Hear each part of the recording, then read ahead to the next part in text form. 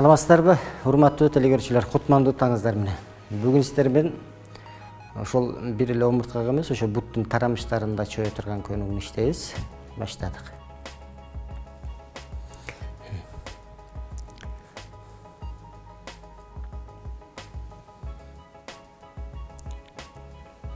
Болушунча түртөбүз.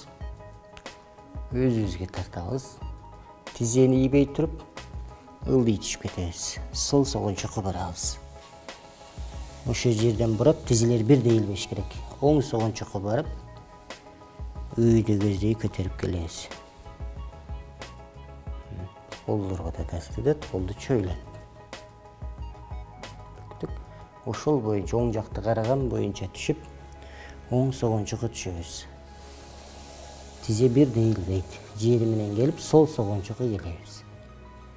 Эми тартып келебиз. Ушул көнүгүүнү кайталайбыз. Корпус бурулат. Тартылат кол. Түшөбүз. Дейм алабыз. Дейip чыгабыз.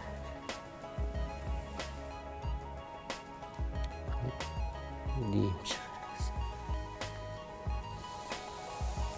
Эбей тарамыштары бурулат.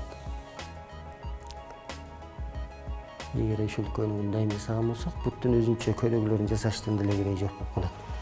Буттун тарамышы ушул жерден бурулат. Эми чойлот ушул жерден.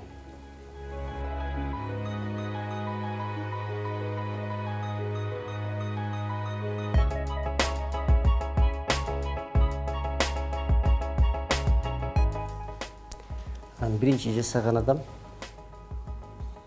эч качан колу жерге жетпейт, ага кыжалат болбош керек. Барып ушуну жасай берсе, акыры алакан жерге тийип калат.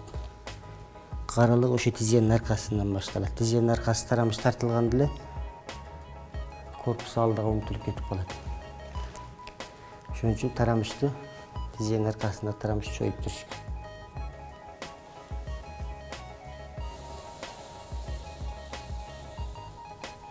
Буттары шунчалык ысып чыгат.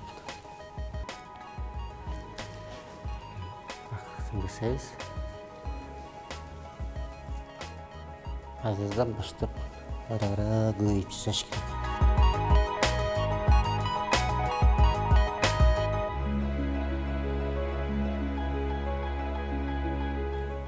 Дагы омурткалар чөйөбүз.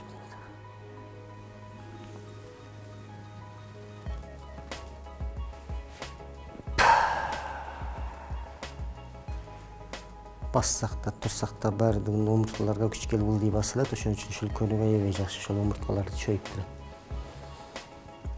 Омурткалардын ортосун бошотот.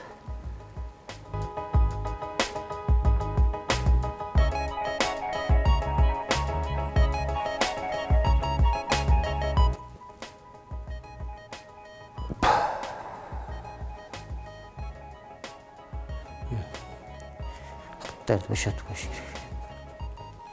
Колдорду бошотуп коебуз. Мына, урматтуу телекөрүүчүлөр, бүгүнкү көнүгүүбүздү даягына чыгарып алдык. Дайыма чың ден соолукта болуңуздар.